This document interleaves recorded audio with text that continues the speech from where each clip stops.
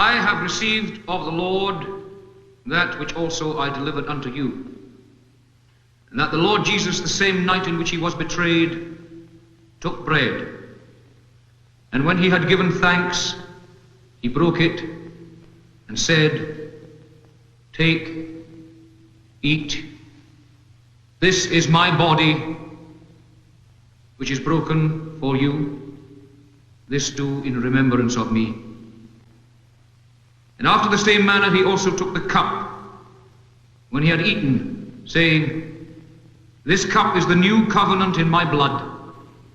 This oft as you drink it in remembrance of me.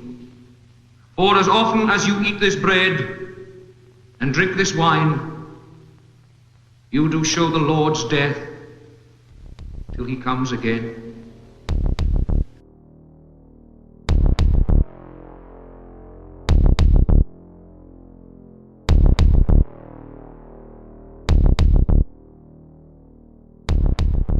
This background is going to change every episode for the next however many episodes. Well, it'll deconstruct and then it'll come and fill back up again. Yeah. The nice little transition, like the cube. Your house is just rejigging. Yeah. This is going to be your episode all through and through, isn't it? This is. Yes. Well, it's my pick. It is your my pick. Favorite horror film and. Probably one of my favourite films, full stop. Yeah. Well, so I'll be doing a lot of talking, I imagine. We will get into what film, even though it's in the title. I've said that before. Oh, we don't want to spoil what film we're going to talk about, but you've already clicked on this episode, which the first few words is the title of the film. But I'm not going to spoil it. We'll talk about it in a minute. Firstly, because that's the future. We exist in a different time, so true. For us, it's not there. Hasn't happened yet. It hasn't happened yet. But welcome back to the Dreadcast. This is episode 37. I'm sure one and all you all enjoyed our Scream 6 discussion, where we were both absolutely knackered, and Aidan was just so excited because he was talking about his favourite film franchise in the world of horror. From one favourite to the next, I'm getting spoiled. And also talking about future things, but that episode hasn't come out yet, so you've all enjoyed that episode. I know you've all enjoyed it. Oh, it's been talked about in the papers, famous film reviews. Oh, you loved it. I mean, that could have broken us massive. We could be at the #1 podcast at this point. We could. We're basically like the new Siskel and Ebert. Exactly. I'm not a big fan of. I'm not a big fan of. You know who I'm talking about. Yeah, of course I know. Yeah, even though I can't stand Roger Ebert at all, but he absolutely shat on the Friday the 13th films, so he was not a fan. But he was a fan of Freddy Got Fingered. Anyway, getting that out of the way. Welcome back to this podcast, episode 37.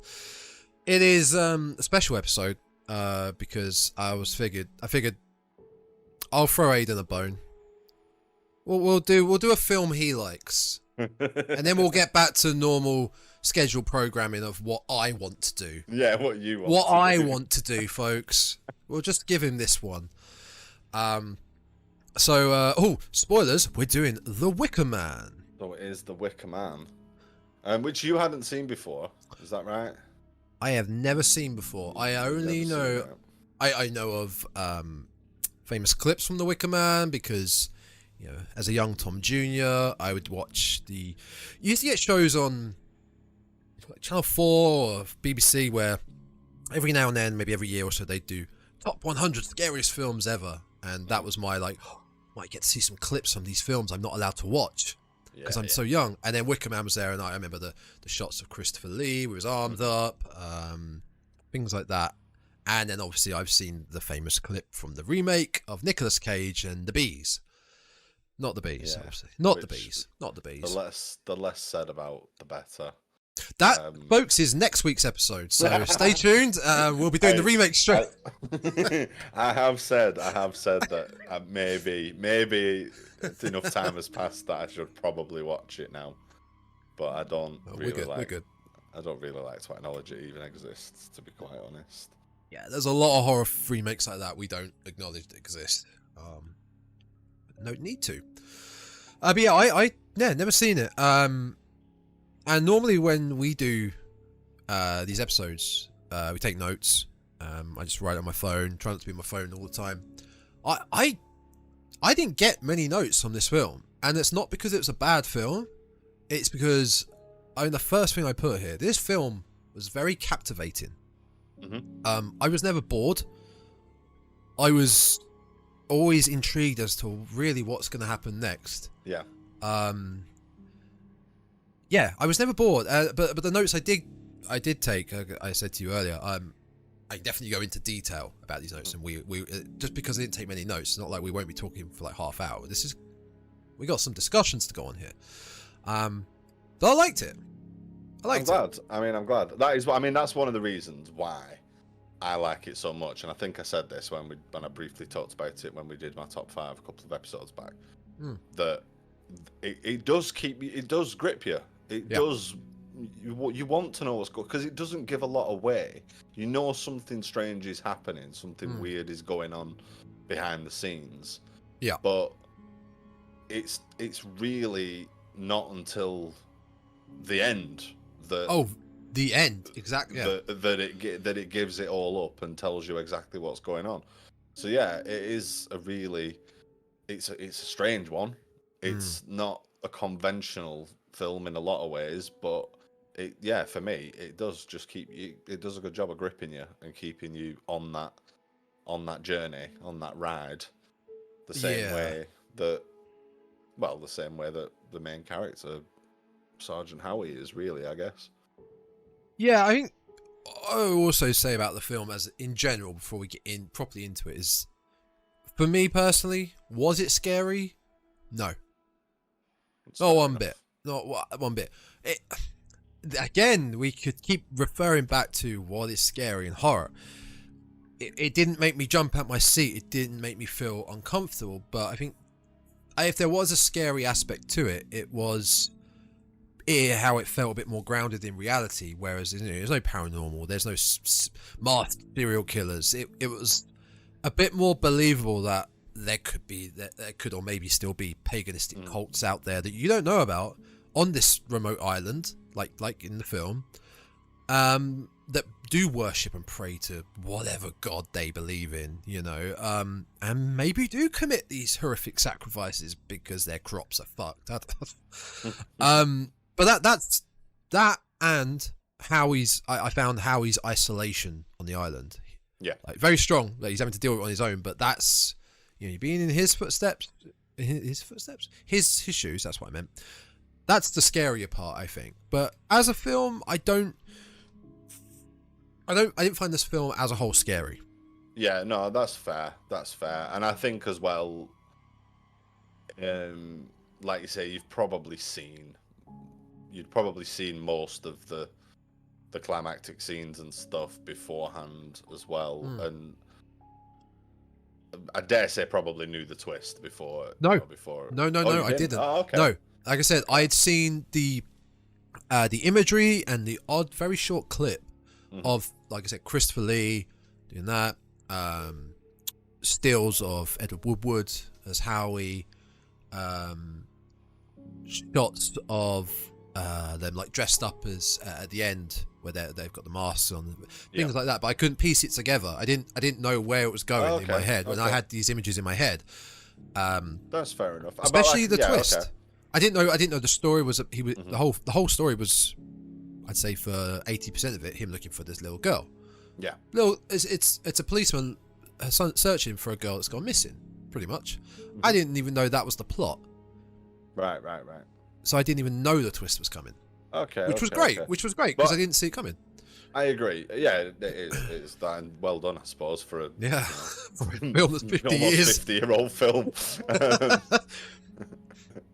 But, pretty happy with that.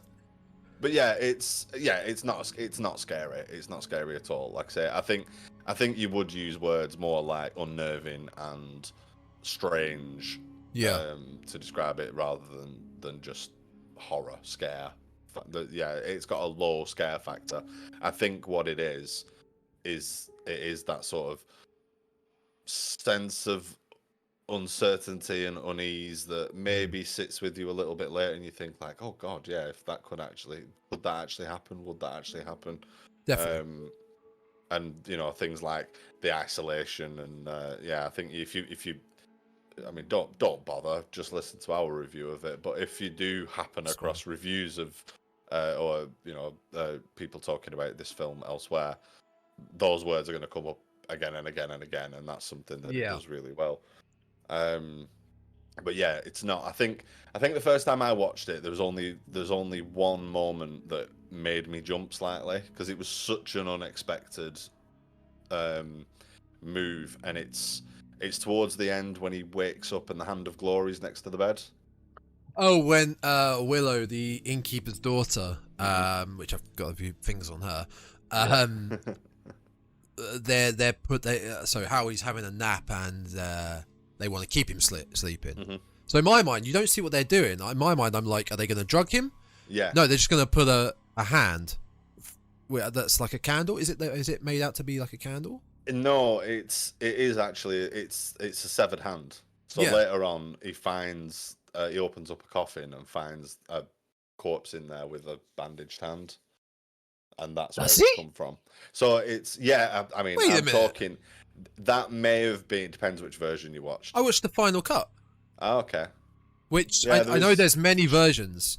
Apparently, the final cut is an extended version, but has certain things taken out that the director's cut has. It's very obscure. Yeah, and like I say, I can't profess to know exactly what's in which version, but there is a scene in one of the versions towards the end when he's dressed as Punch and he's running around the place. He opens up a coffin and there's a corpse in there with a hand missing. But the Hand of Glory comes from a real supposed magic artifact. Right. That, well, essentially, you create a candle from the severed. I think it's the severed right hand of a person. I think the body has to be a man that died as a criminal or something. Like, there's some kind of other rules to it, but essentially, it's a candle made from the severed right hand of a human. Right. And that when lit, supposedly has a soporific effect and sends people to sleep or keeps them asleep. Oh, that's why they were doing. Okay, because I was trying to work out the connection between. They were audibly trying to. They were saying we want this will keep him asleep, and then it was revealed to be a severed hand. And I'm like, okay, what's the connection here between the severed hand and? So it's old magic essentially. So it fits in with obviously the beliefs of the residents of the island. It's the dried and pickled hand of a hanged man. Right. That supposedly, I don't know why, but supposedly pickled. Lovely. When a candle is made from it, it will keep people asleep or send them to sleep.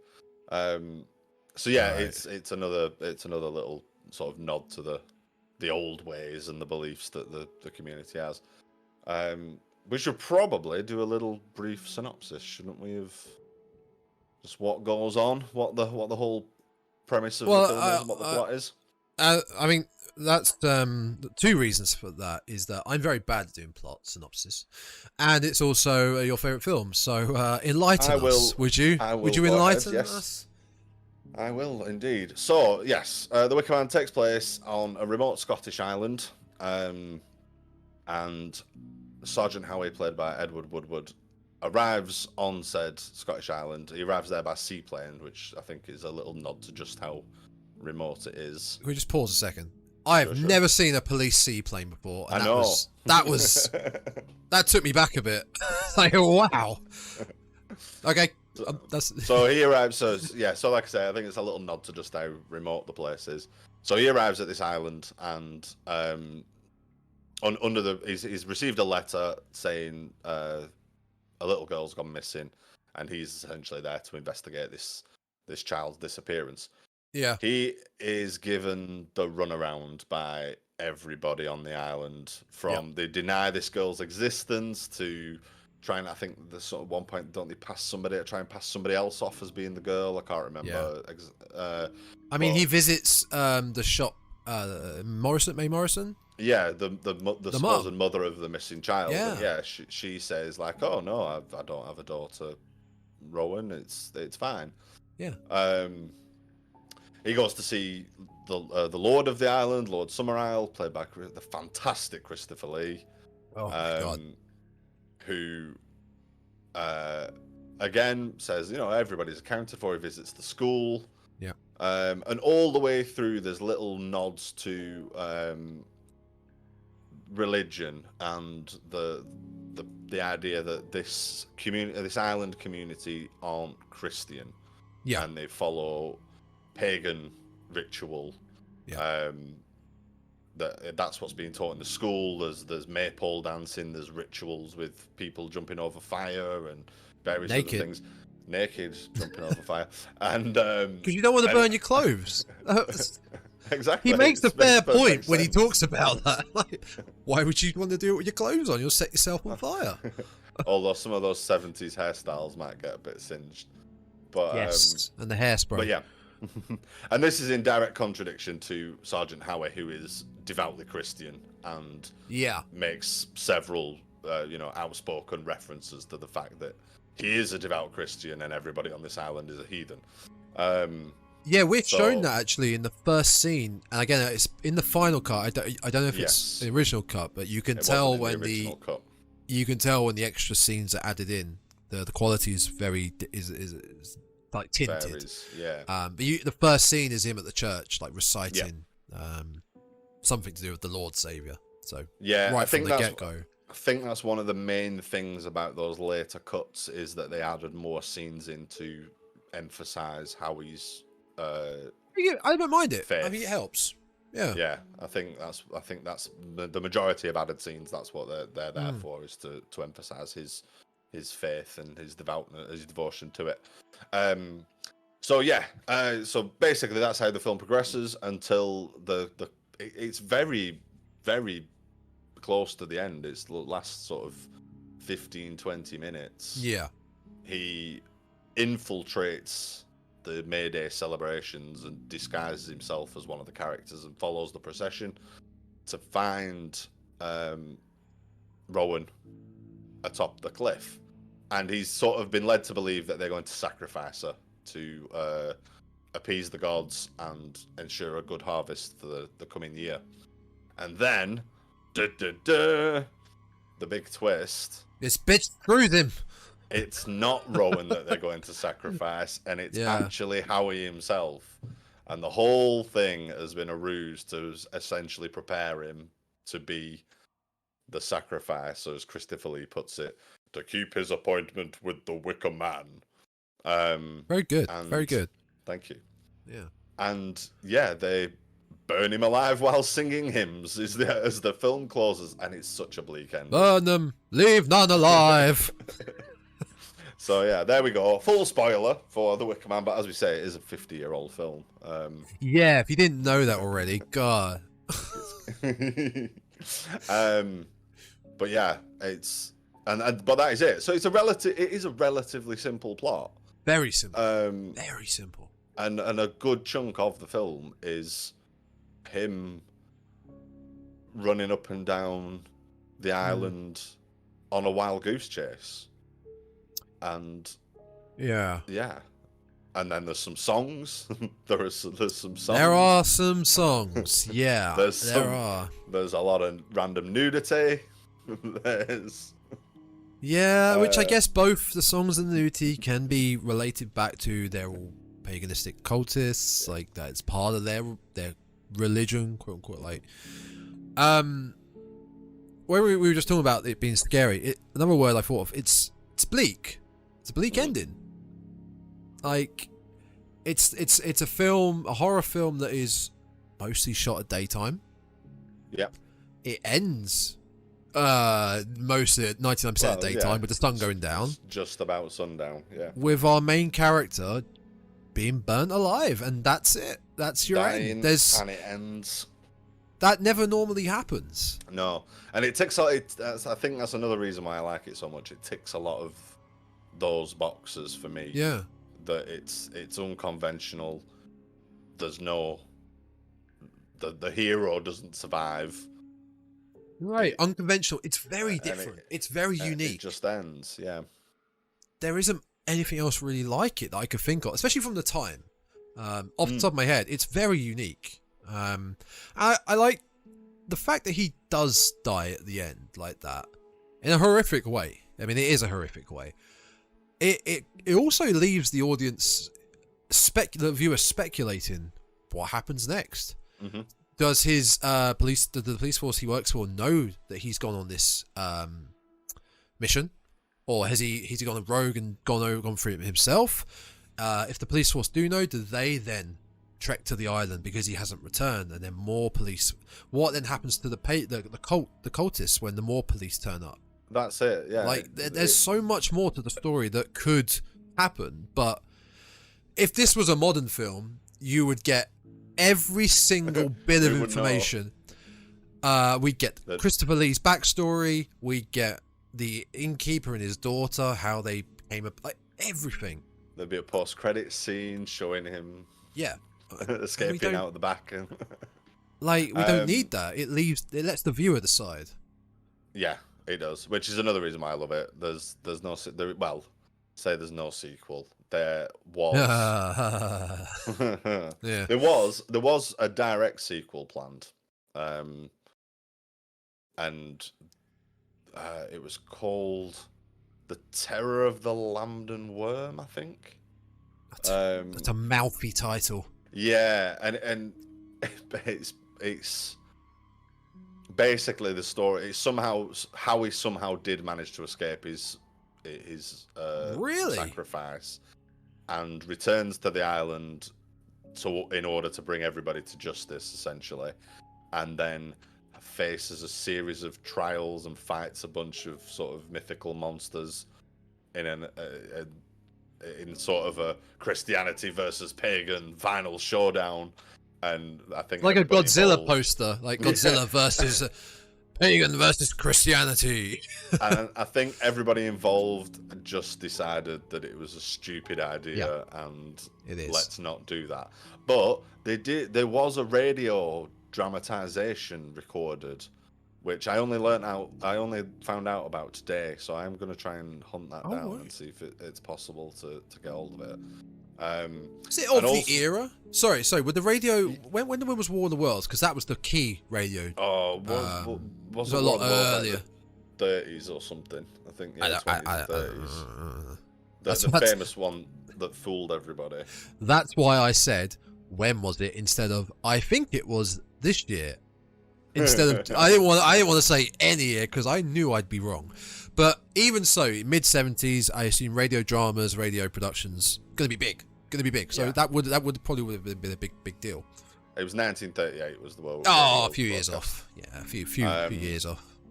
Yeah, the Wicker Man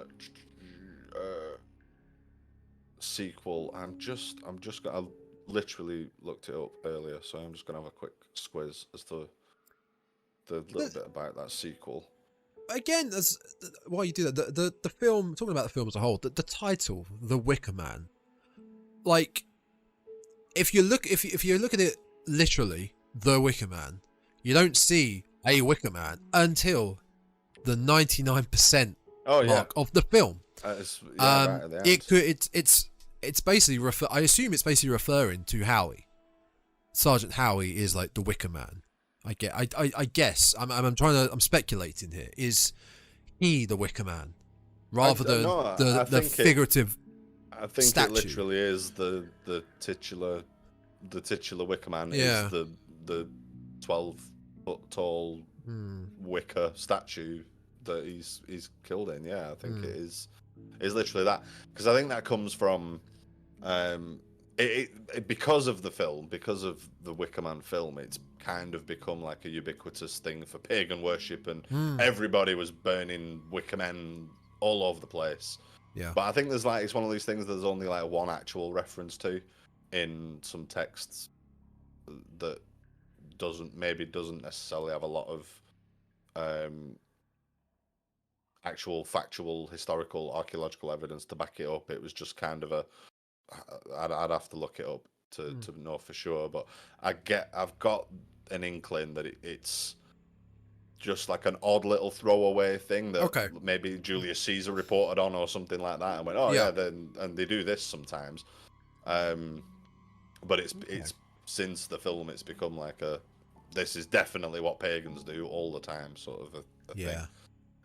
But there's not actually any real hard evidence that such a practice ever took place.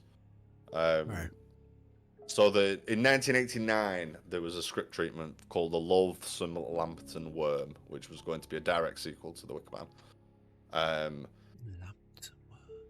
In 2020, a fan-made full-cast audio drama adaptation of it was released. So it's a fan-made audio drama. So was it you? It'll be a podcast, won't it? Was it you? Well, I'd like what to. What are you hiding? So I'll have to try and track that down, because the story sounds mad, and they scrapped it for lots of reasons. There was also a spiritual successor in 2011's The Wicker Tree. Which had the same director, Robin Hardy. Had a cameo appearance by Christopher Lee. But I think it's very loosely based on the same sort of concept. Other than that, I think it's on Amazon Prime, and I've been meaning to watch it at some point, but I've heard it's not very good, so I've not rushed to see it yet. There was also potential for a third film and graphic novels, but they all got scrapped. And graphic novel. Robin Hardy, the director, was really interested in comics as a medium, and wanted to produce something. But I think I'm getting all this off the Wikipedia, so who knows how accurate it is. Oh, it's all bullshit then. Never mind. Forget what you heard, folks. It's not true. But he passed away, so I don't think anything else will happen. And then obviously we've got the one that we don't talk about, because not the remake. Not the remake. So a couple of things again, just before we get into the actual meat and potatoes. First thing, when they put this on, I saw it. I knew we had the final cut, and I was like, whenever I watch an old film like this for the first time, I want to see the director's cut. I want to see everything.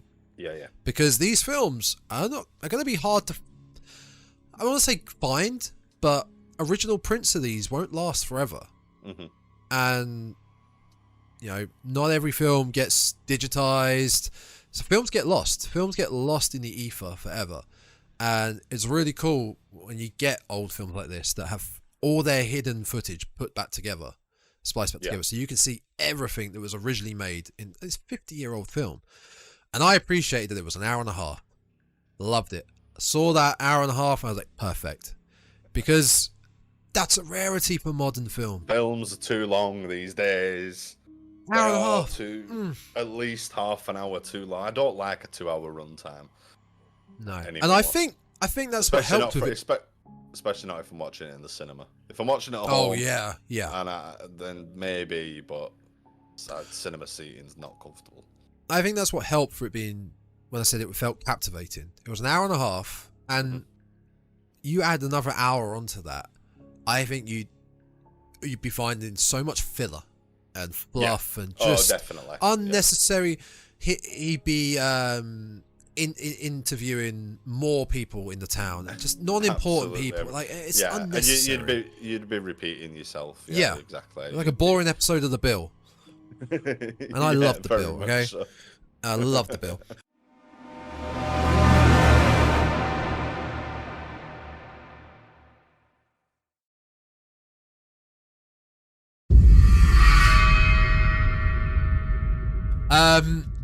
The other thing, little thing, this is to the folks listening. We didn't actually plan this, and you would have known this, but clocked the date that this film is set, 29th of April 1973. Nice little coincidence that we're coming around to the 50th anniversary of the story. I'm not sure when it was released in 73. No, I'm not either. But I felt that was pretty cool. And I think the last thing I wrote down, just as a whole, is that there really is something special, and they can't help it because it was out of the time, about the quality of the film from the 70s. Like, a quality of the film itself from the 70s horror films, where it's so grainy, it's the colours aren't quite there. I don't know, there's something about it that adds to the horror. It's like with Texas Chainsaw. Mm-hmm. That, if that was shot, I mean, it's been restored to 4K, and that is coming. That is being delivered to me next week. I look forward to showing you that. But they kept the nice effects, the grain, the bit of sepia tone. If that was shot on digital modern cameras, it doesn't give the same effect. Like this looks like a documentary as well at the same time. Yeah. I think it really adds to the horror. Yeah. That's something that I like a lot, and I think I lean towards this sort of era of films. There's something about the look of it, the way things are shot, the way everybody appears. Yeah. Because I think the extras in this are a bunch of, like, you know, quote unquote normal people. I'm not surprised. I think they did just use the locals for the extras.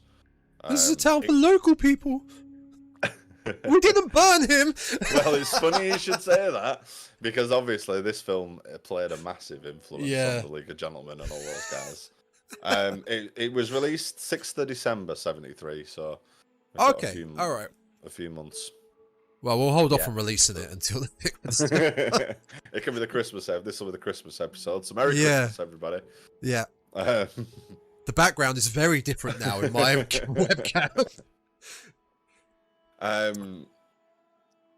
So yeah, no, I appreciate. I like the sort of tone and look of 70s horror films. Definitely. You can notice the difference between 70s and 80s horror films. There's something about the film quality. It obviously will advance more over the decades, but there's definitely a difference between 70s and 80s. You can really tell. And again, especially with the added in cut scenes, which felt very similar to when I watched the director's cut of My Bloody Valentine. The director's cut of My Bloody Valentine, they cut a lot of more violence and gore out of that, a lot of the kills. And when those are spliced in, the quality is awful. Yeah. But it gives it so much more of a grungy, gritty, horrifying feel. I think it really helps. It's like you say, the parts of this look like a documentary. Completely. And as I think I have mentioned previously, I went on a bit of a folk horror kick. You did. It's your jam. Just recently, it is my jam. And this, well, you know, the Wicker Man, the term folk horror was coined by a couple of people, but Mark Gatiss in one of the League of Gentlemen himself, in his history of British horror, I think it was called, the series he did, 3-part documentary series on Channel 4 way back. I think you can still watch it on YouTube, and it's worth a watch. It's a good series. Yeah.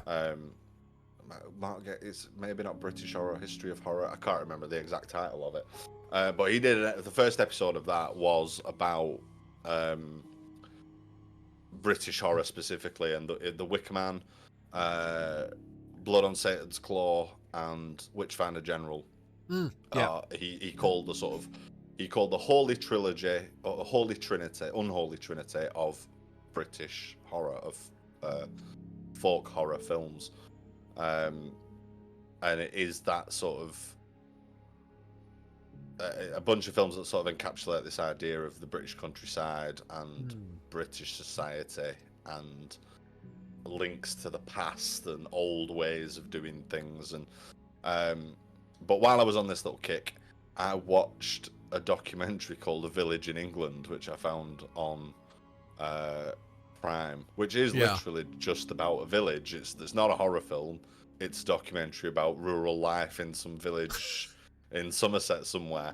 But you could be watching like the opening scenes of a folk horror film. It's got that same sort of tone and vibe, and you know, there's these like people riding around on bicycles, and it's all very sort of quaint village stuff, which a lot of the earlier scenes in The Wicker Man are. He's wandering up and down these little cobble streets and going into the sweet shop and meeting the sweet shop. I had a little giggle to myself with the sweet shop because of the way it was shot. The way it was shot, it was how he enters from the left through the door, walks through, and the till is on the right. Mm-hmm. Now, of that time, there was a rather popular British sitcom set in a shop. And I was like, where's Granville? Where's Granville? Where's Granville? I was just waiting. It's Arkwright and Granville? Open all hours, yes. Yeah. And I just wrote down, as soon as Sergeant Howie entered May Morrison's shop, I expected an open all hours skit with the till register break-in, and it's just because of the way it was shot. If it was a panning camera from above or first person, it would look so different. But it was exactly the same as open all hours. There's Gladys Emmanuel. Oh yes, and then all the misogynistic and basically horrific lines he would say to her. Yeah. But yeah, thankfully that didn't happen in this. But that's for another podcast. That's for the Open Hours podcast. Yeah. But yeah, I mean, and that's the first. Sort of, we dive a little deeper into some of the individual scenes. I think that's one of the first instances he gets this impression that they're not good Christian people. Yeah. And also that there's something slightly untoward going on. The people at the, I want to say harbour, the people at the I guess the little dock that he flies into. You kind of tiny bit suspicious, but you're not quite there yet with them. Like, they look quite genuine. They don't know who she is, but yeah, like you said, it's the shop. Well, they almost don't even want to let him on the island. Yeah.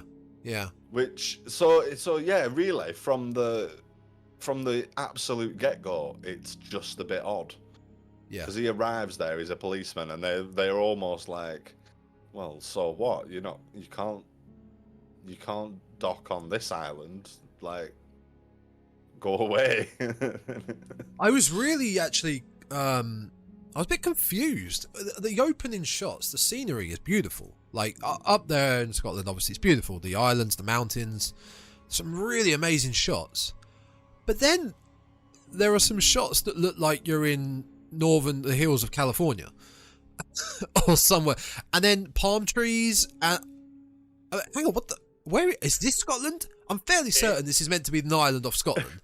It is, but it's... There is an explanation. There is an explanation for it, yes. Which I appreciated. But I just...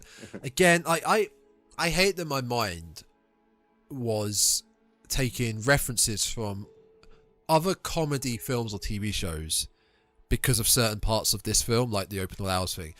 And when I saw the palm trees, I kind of thought, I thought Austin Powers. There's a bit where he's driving.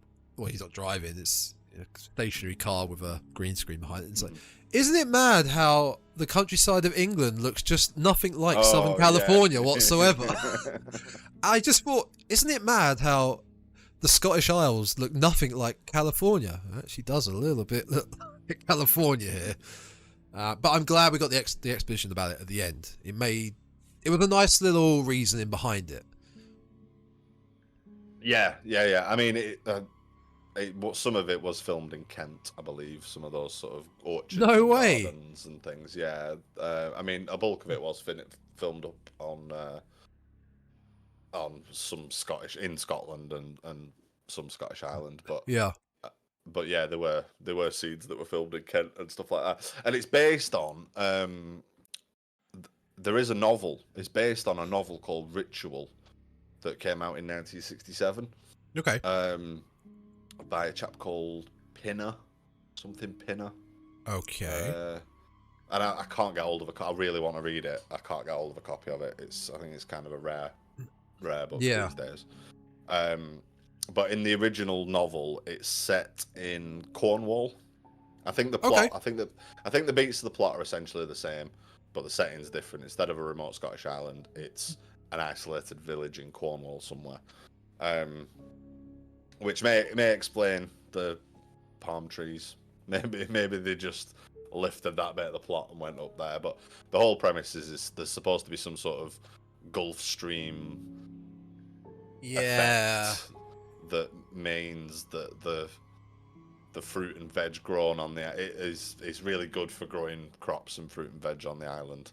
I like that it was intentional though, because it could have been a big mistake, and they didn't try to explain it away. Like famously in Halloween, it's set in Haddonfield, Iowa, Idaho. I always get confused. Illinois.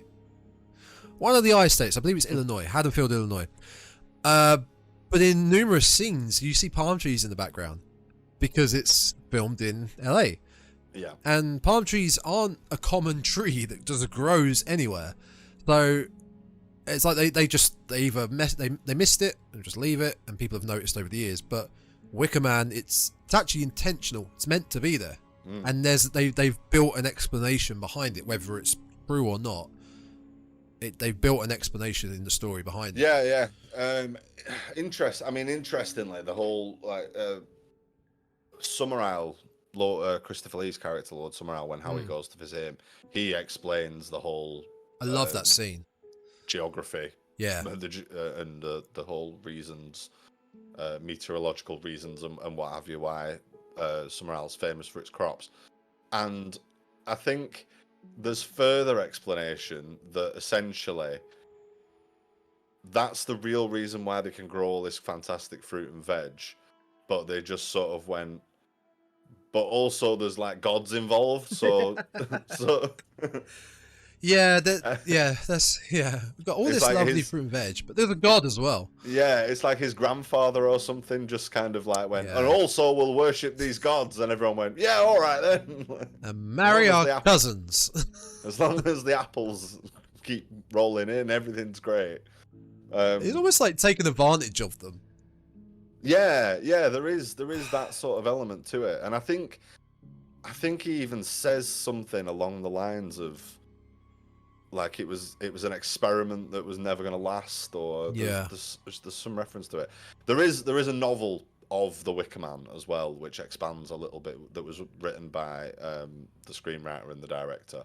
It's like a novelization of the movie, but it does expand on a few bits and pieces, and one of the things it does expand on is there's a whole section, a chapter or two, that reads very much like a geography textbook, where it's talking about Gulf streams and microcosms and all this sort of, and you just think I'm getting kind of bored here. But essentially it's an expansion of that scene in Lord Summerisle's manor, where he explains how they can grow such luscious fruit.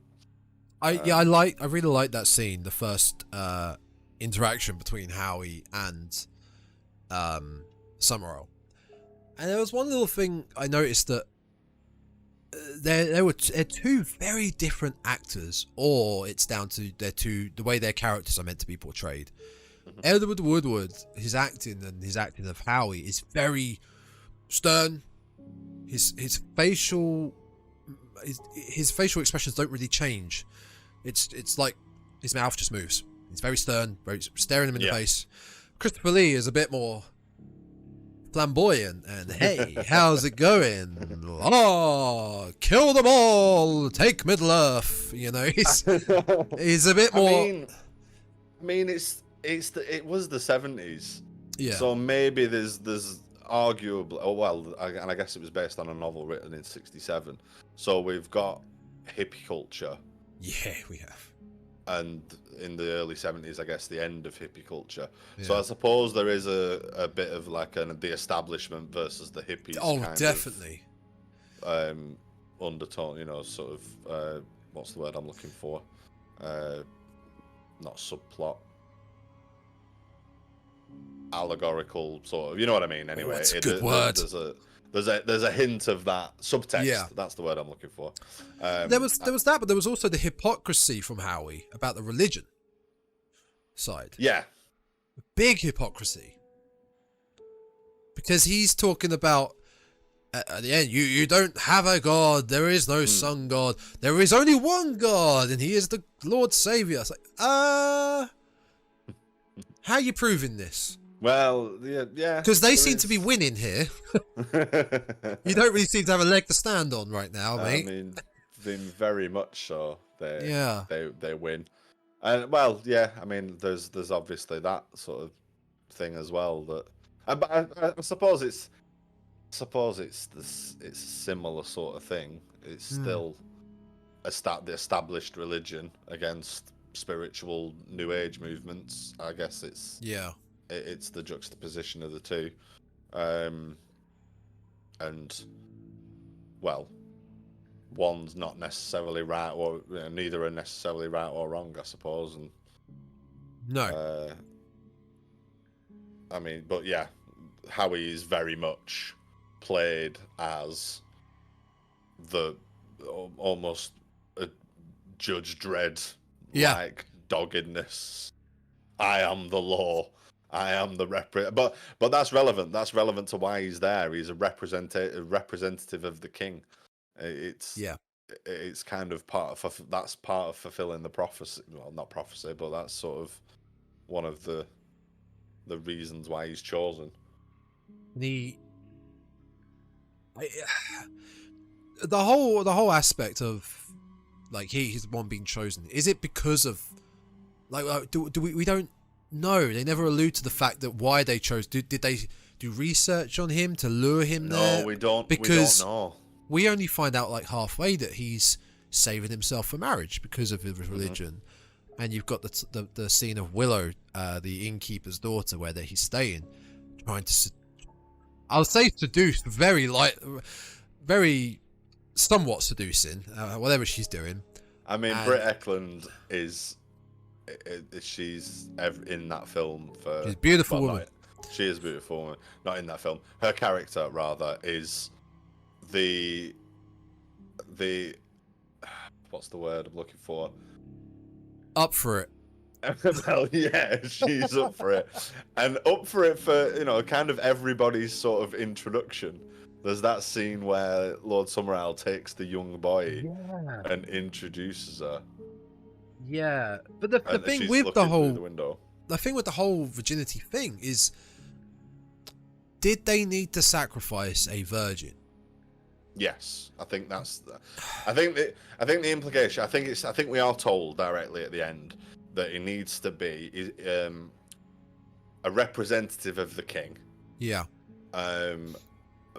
Pure, chaste, so a virgin, coming of his own free will. I think they're the three. There might be something else I can't remember, but they're the main three things.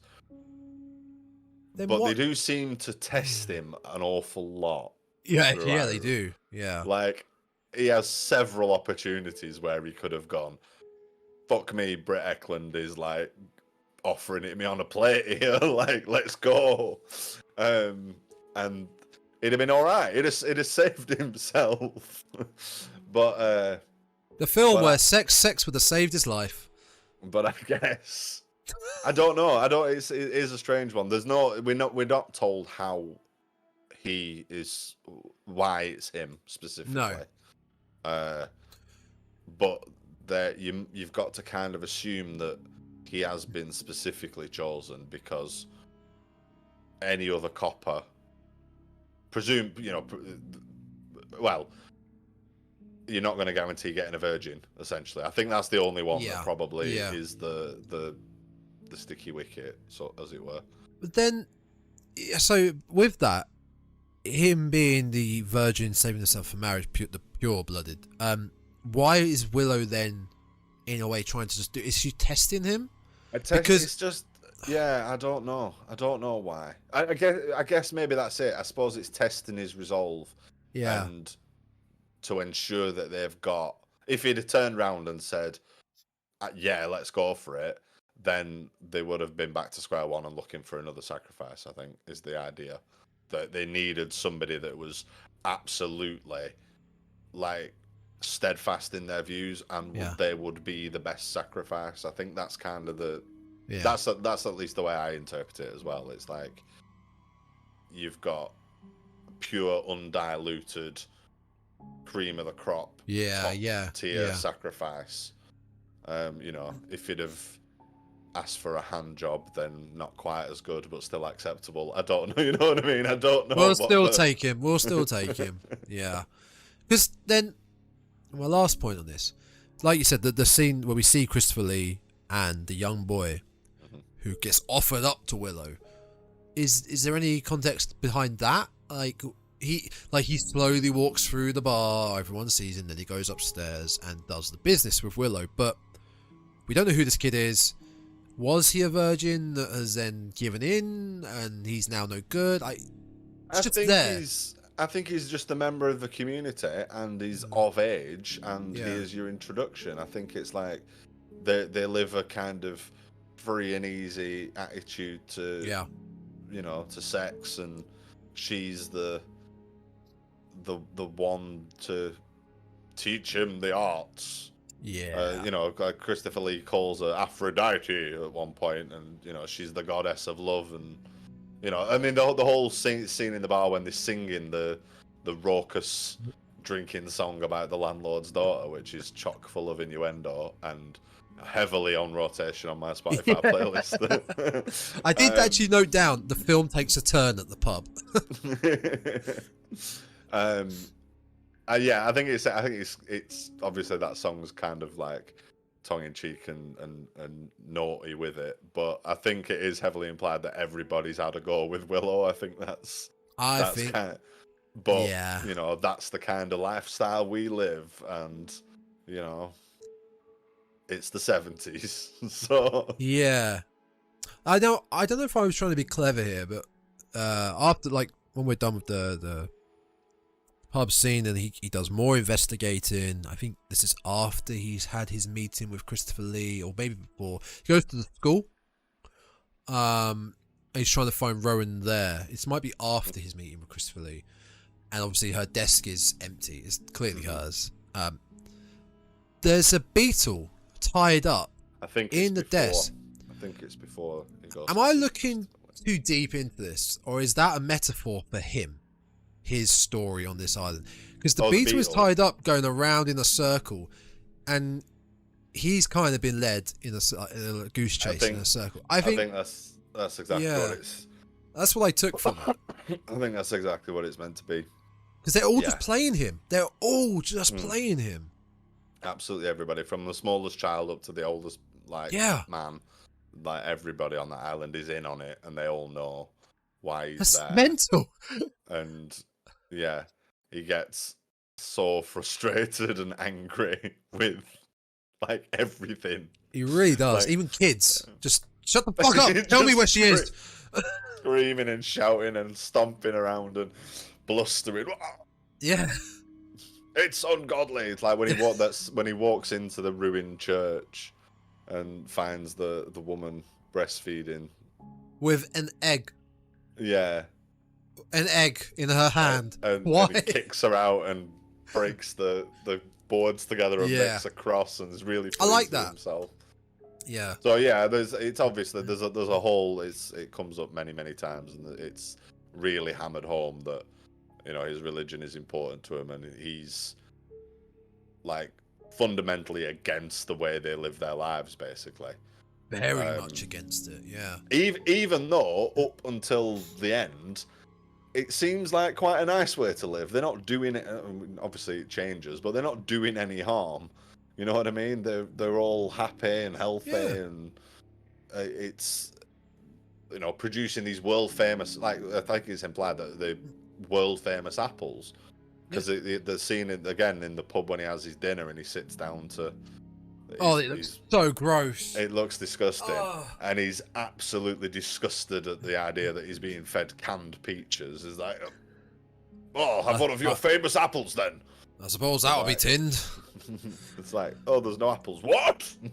And those green beans look like marbles. They're turquoise. Awful. Yeah, but that's what's the line? Is like, I can't remember what he says. Lima beans or something. Lima beans, that was it. Yeah. In their natural state, aren't turquoise. And she says, many things in nature have such vivid colours.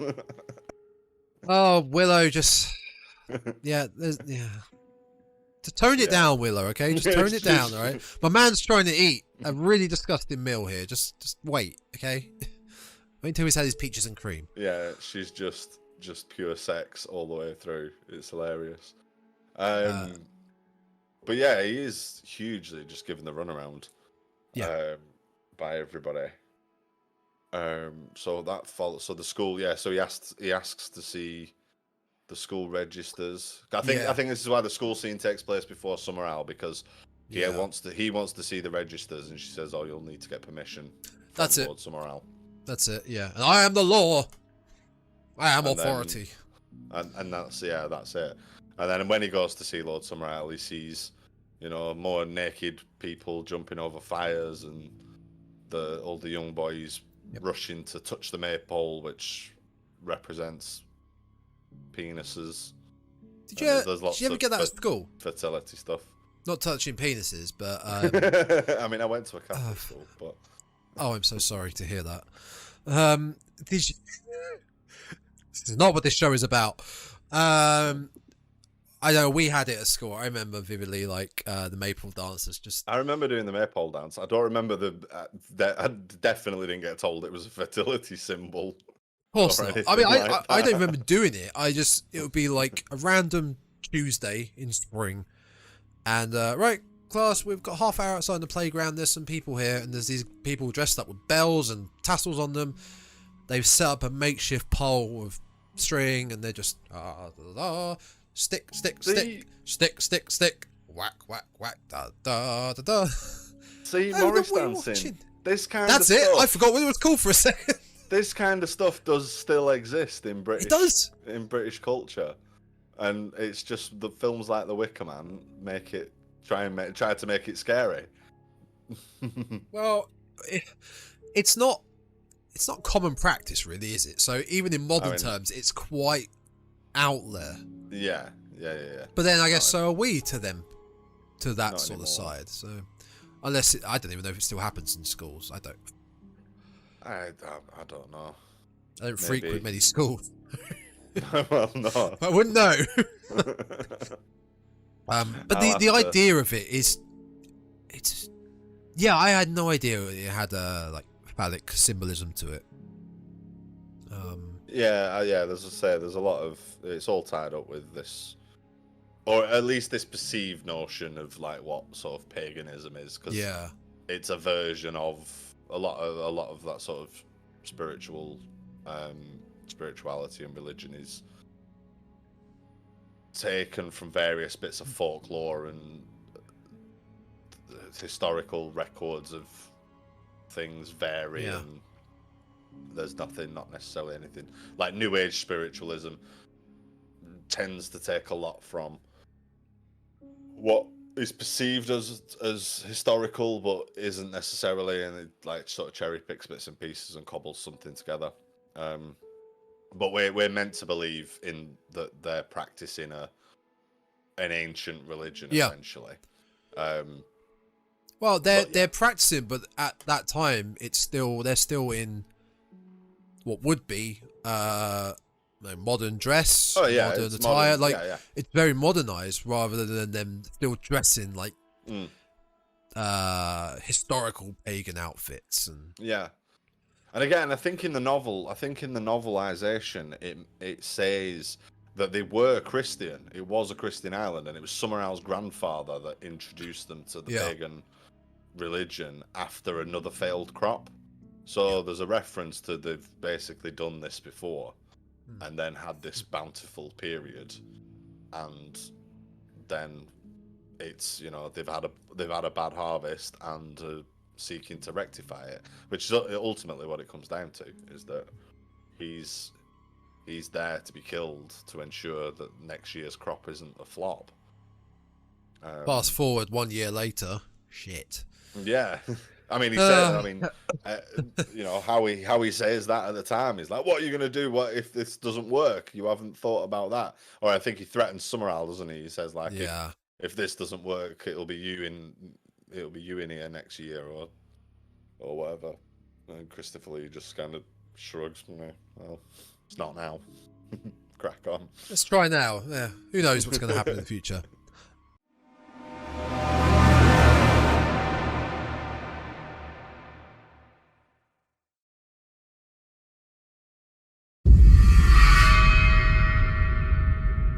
Found something the other day that we'll get back into it in a minute. I'm really intrigued to buy, that I think might be quite fun for us to do. I'm just filling as I search for it because I didn't have it up ready. I think it would be very fun to do on this podcast called the Dreadcast. Where we discuss horror films.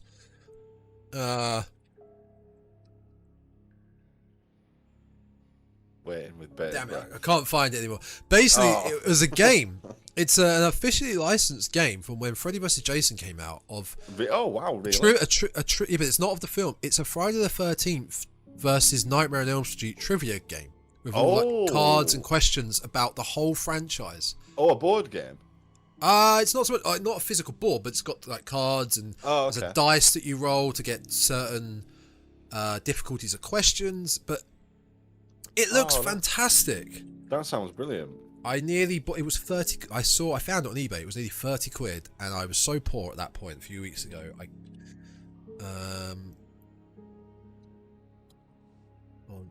What was it called? Trivia game. There's a Freddy vs. Jason. Freddy vs. Jason trivia game. Oh, right. Oh, okay. There's one called Forest of Fear, which is a board game with little miniatures. Just linked it to you. Oh, right. Sweet. Have a look at that. It looks awesome. Oh, Killer Trivia. Killer Trivia, yeah. So this is the one. This is the one that I've just found. Let's have a look at this. Oh damn!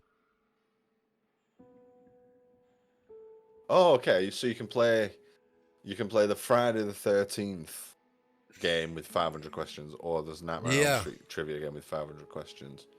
Well, I love this one as well because it's got a little board of miniatures. I had no idea that existed. No, neither did I. That looks sick, doesn't it? And this one, this one's just like a little tin. Yeah, had no idea these things existed. Oh, keep an eye out for that. Oh yeah, so it is like those little Killer Trivia, like the little Trivial Pursuits. Yeah. That you can get where it's just like not just a subject or whatever. Killer Trivia. Yeah, damn it! I should have bought it when I had the chance. 30 quid. I'll never find it again. There doesn't. Never. But I like Board Game Geek, and there's not a lot of information on here at all. Oh, I can't believe it. I cannot believe I should have. Okay, well that's one to look out for. That's something for us to. Yeah. We'll keep an eye out for that. I doubt there was a Wicker Man game. No, but they've got a roller coaster. They Wicker have Man roller coaster. Indeed, and I did know of it until I was doing my research for this, and I saw the Wikipedia article again. That's where we go to. I was like, shit, I remember that. That's not the one that had a accident, shall we say? Is it? Was the Smile at Alton Towers? Yeah, it was. Yeah, no, it wasn't the Wicker Man. But that it feels. I don't know. Is it dated to have a ride called the Wicker Man? You know, you've got the Saw ride that came about when the franchise was around. I mean, I've not been on it. When did it come? It came out 2018. So yeah, like I've not been to Alton Towers for a long time, so not since this ride opened. Yeah. I never equated it to the actual film, other than it's got this. Okay. I kind of just thought like, oh, they've taken the concept of a Wicker Man and gone, oh yeah, well we'll just make a roller coaster around that. I don't think it's directly linked to the film in any real way, Right. other than just, you know, the obvious. But I think it's that idea that I was talking about earlier, that this notion of it's like the Wicker Man is a poster boy for sort of folk horror, pagan sacrifice, and that's the theme that they chose, rather than it being the roller coaster is based on the Christopher Lee film.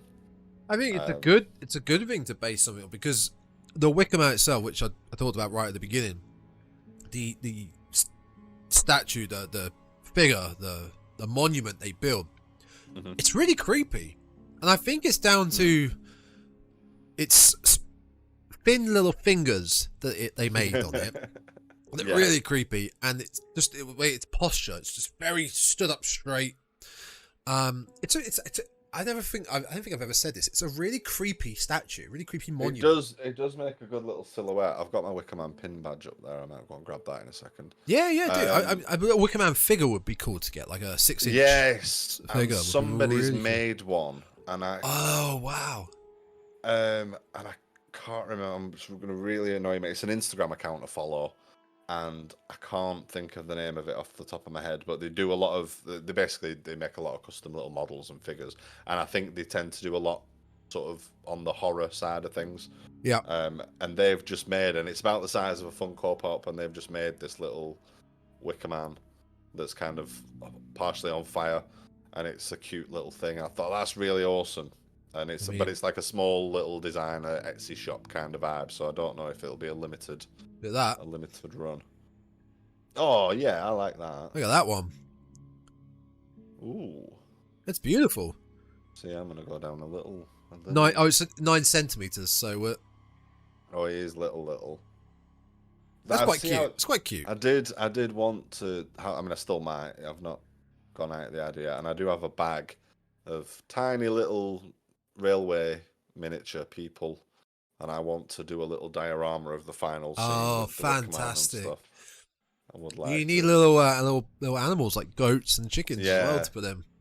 I felt more sorry for them. Yeah, they can't pull up the fight. Howie doesn't pull up much of a fight at the end, if I'm honest. He really doesn't. No, I think, and again, I think that really adds to the sort of bleak vibe of the ending. That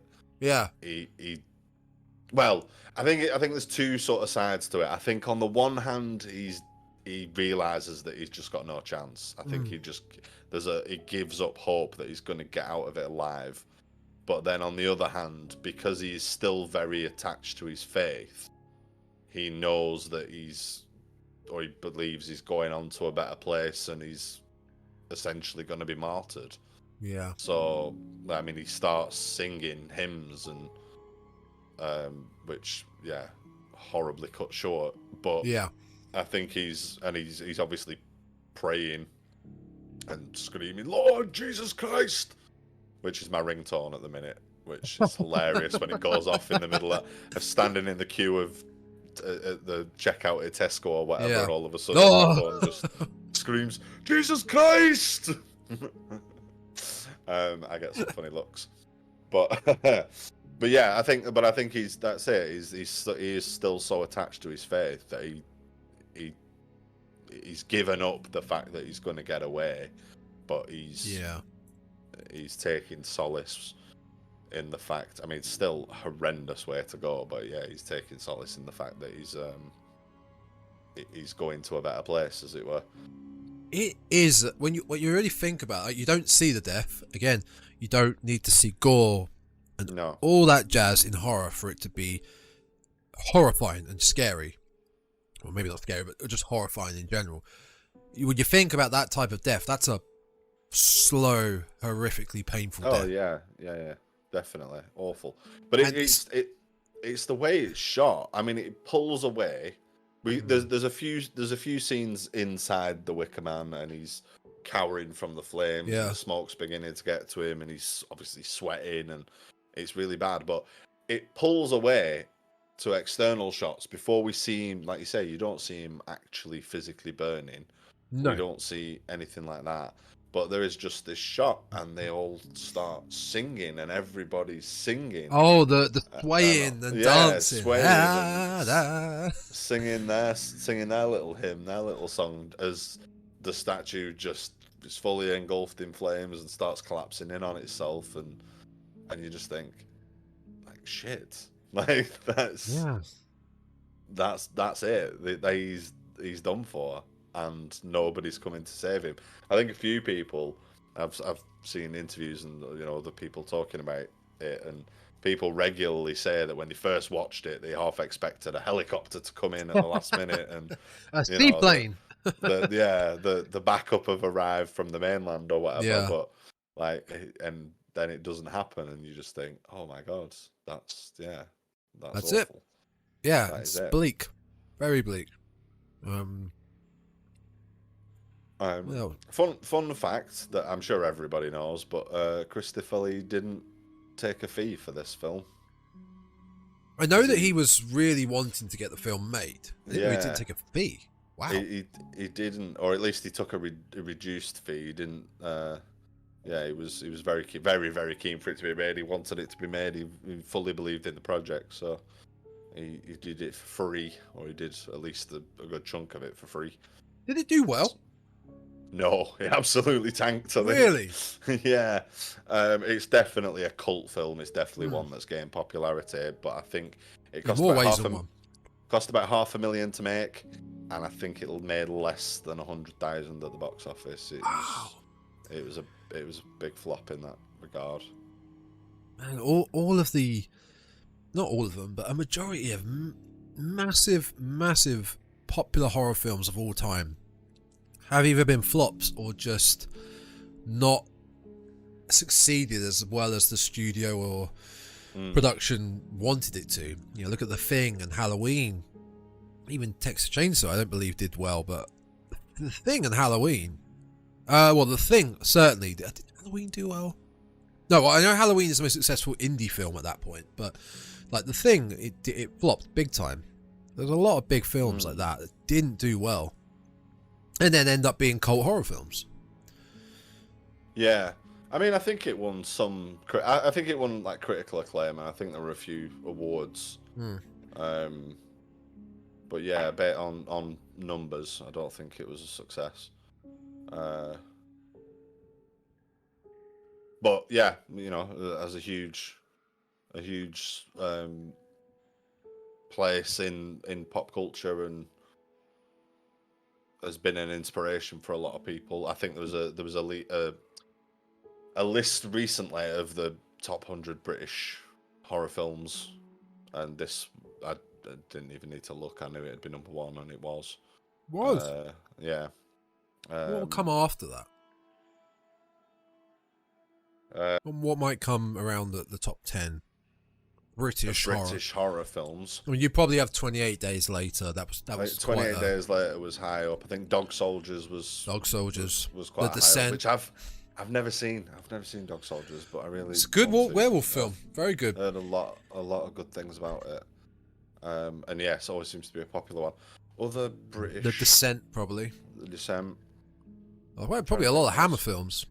Yeah, I think there were a lot of Hammer. Yeah. Ones in there. I'll try and find the list, and I'll link it to you. Yeah.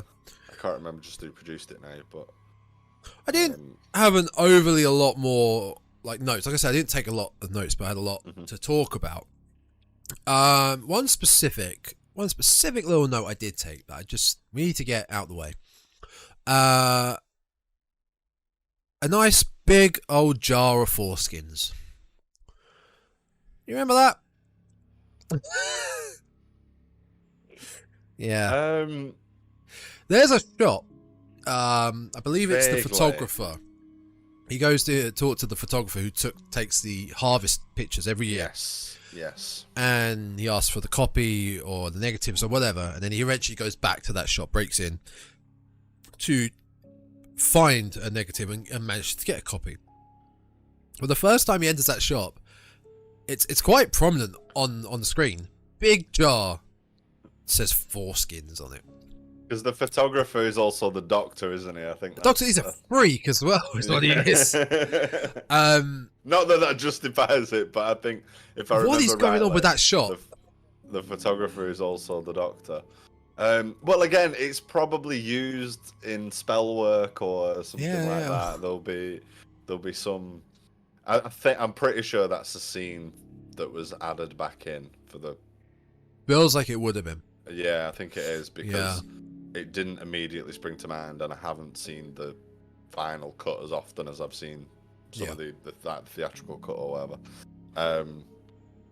But yeah, but I do remember it from the book because it wasn't that long ago that I read that. Yeah, and I think if I remember rightly, he's the doctor. But yeah, I think that's it. I think it's just supposed to be a nod because, like I said about the sweet shop, is that there's all the sort of sugar babies and the chocolate hairs and things, and all the sweets are linked to the pagan faith, but they're not mentioned. So I think it's just meant to be another one of those. Another one of those sort of foreground for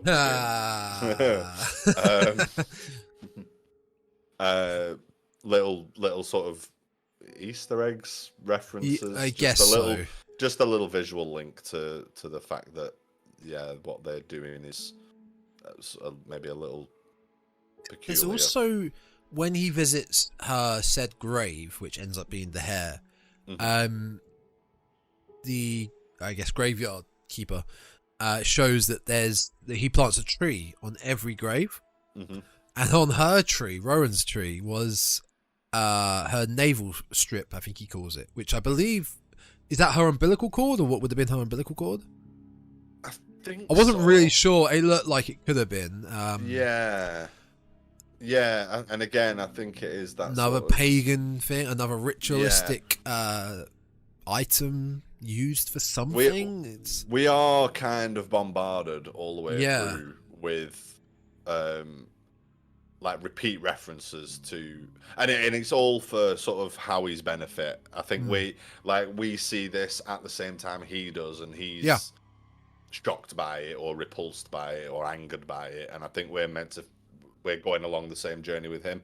So yeah, I think everything is supposed to be this sort of shocking to us because we're not of that faith, whereas they're very sort of matter of fact, and it's the mundane almost to them. Like, oh well, yeah, this is what you do.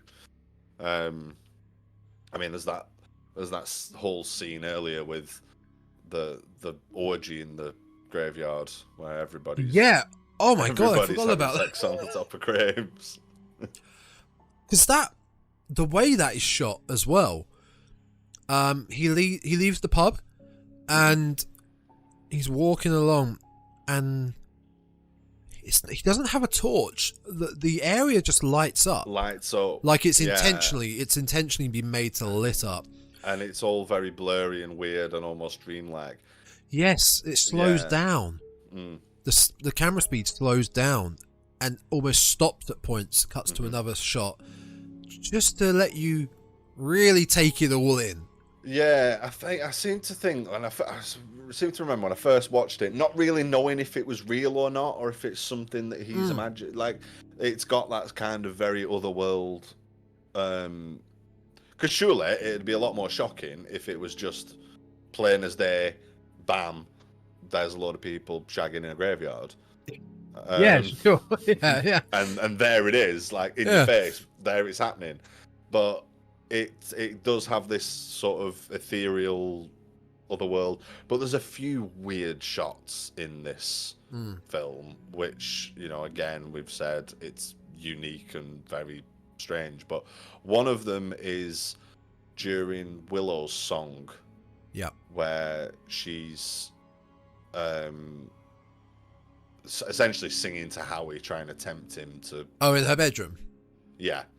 And there's a scene, and there's a part of that scene where she leans against the doorframe and looks right at the camera, and it's almost like a shot from a music video.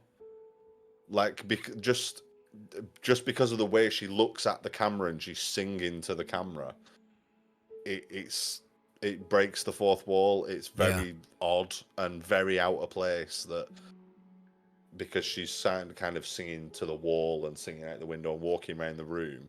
Especially she's dancing as well. She's dancing around. It's that goes with it, yeah. And then all of a sudden, she just kind of comes into frame and is leaning on the door frame and looking straight at the camera, and it's so out of place. Yeah. Like, it really sticks in my mind every time I watch it. I think on it because it just reminds me of it looks like it's a shot for a music video. Like, do you remember when you first saw this film? Yes, vaguely. Because I do. Yeah, I've got a rough idea. Well, of course you do. It was yesterday, wasn't it? Hey, I'm just getting involved in the conversation. All right. Sorry. God.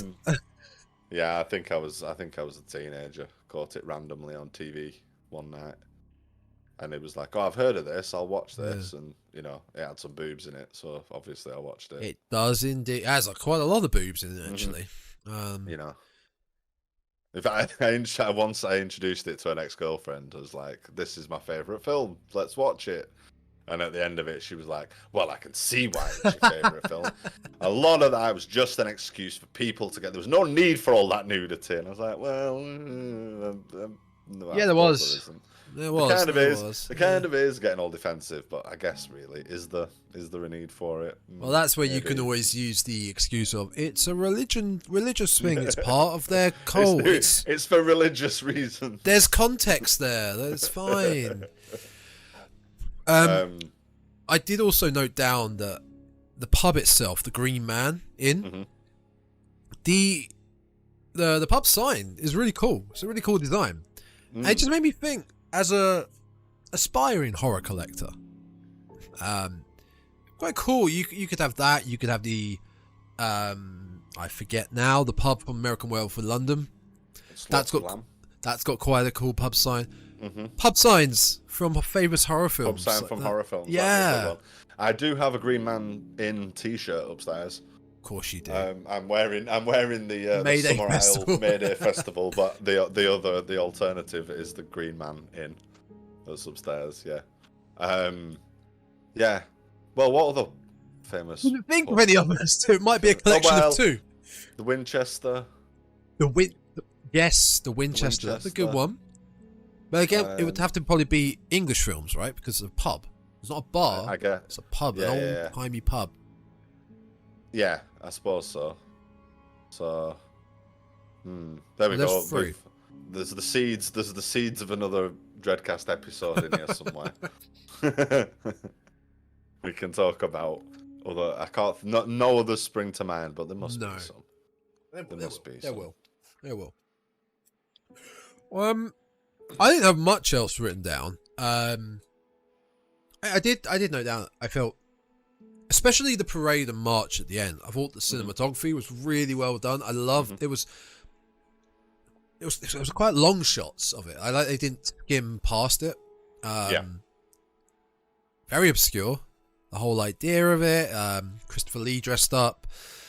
The punch, I assume is punch like Punch and Judy. Yeah, I think that's meant to be the guy dressed up as like a dragon.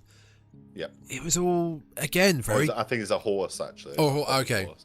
But again, all very captivating. I was just glued to the screen watching this parade. What did you think about the sword scene? Yeah. Did you think he was going to get it then? No. I thought one of their own was going to get it, and I thought that was part of their sacrifice. But there, someone in the group describes it as luck, I believe, or a chosen one, because it's in the middle of their sort of makeshift Stonehenge they've got there. Yeah. But I as soon as someone put their head up, I was like, okay, someone's getting their head chopped off because there's 6 swords here. But it's just for show. It's whoever's got the fake head, because they've all got masks on, right? Whoever's got the fake head. I think there is a reference in that earlier scene with Summer Isle where, or he finds it in a book when he's researching, Yeah. And I think it's like in an earlier version of that ritual, somebody would be beheaded. Yeah. But yeah, they do a version of it later on. But I think it does a good job of building a bit of tension that something's gonna happen. Yeah. And Because then I think at that point, everything's sort of out the window. You don't know really what's going to go on from that point on. Because Howie's sneaky. Sorry, No. It's fine. It's fine. Go for it. Howie is sneaking around at that point. He knows that something's like up, wrong, and he's in disguise and he's trying to be incognito and not get found out and not get rumbled. So yeah, I think before that, when he's sneaking around again, he seems to travel around this little village and town very quickly. When he's kicking down all the doors, all the houses, and exploring, goes out to their boat in the middle of like their little harbour, their massive boat. You see like the little crates that have stamped on Summer Isle apples. Yeah, he doesn't waste any time. It's all very quick how he does all that. Howie, there's where does he break into? Oh, there's one room or house he breaks into, and he opens a cupboard and a young girl falls out. That got me at first, and then she turns around and she's just joking, just laughing and runs off. But that's again, it just shows that like everybody's in on it. Yeah, even the kids are just messing with him. And because I love all the little scenes where he's walking along and like a little rabbit mask just pops up over a hedge or whatever. It's very creepy. I do like the aesthetic of it quite a lot. Albeit, yeah, the horror is very subtle to sort of non-existent, or the scare is very subtle to non-existent. But yeah, I do very much like the aesthetic of it. I do. I enjoyed it. I really enjoyed it. Right? I'm glad you enjoyed it. I don't think this is a film. If you put I'd say a load of early 20-year-olds, late teens, I think, and they were like, oh yeah, we're starting to get into horror. I think it would be a struggle to put them in a screening room and let them watch this. I don't think they would enjoy it, and that's not a negative on the film. That's on the time. It's quite dated now. Yeah, it is. It is, but I don't want a remake. I don't want another remake. But we've had a bit of a resurgence in folk horror just recently. I mean, Midsummer for sure. You know, in fact, when the first time I watched Midsummer, I turned to my friend I was watching it with and just went, "Wicker Man's better." That was my like 3-word review. Wicker Man's better. I preferred. I would now say I definitely prefer Wicker Man. I didn't rave about Midsummer when it came out. I mean, I had a bad cinema. I always have. I had a bad cinema experience when I saw Midsummer, but I would easily say Wicker Man is better.